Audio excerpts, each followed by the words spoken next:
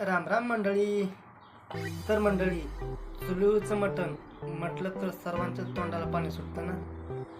तर आपण आज चुलीवरचं मटण गावरान पद्धतीनं कसं बनवणार ते आपण पाहणार आहे. रेसिपी आवडलीच तर लाईक सबस्क्राईब करायला विसरू नका.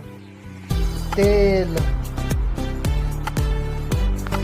हा कांदा बारीक चिरलेला,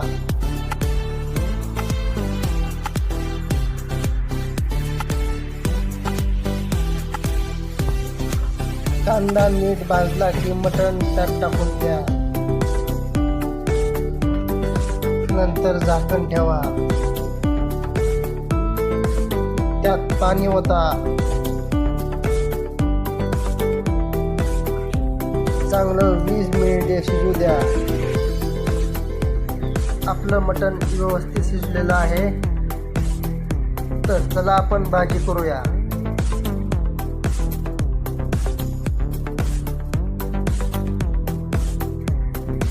तेल,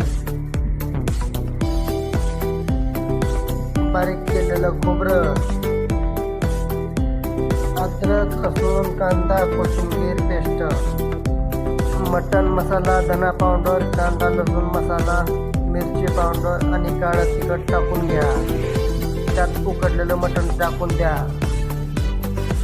नंतर उकडलेल्या मटणचं पाणी टाकून द्या.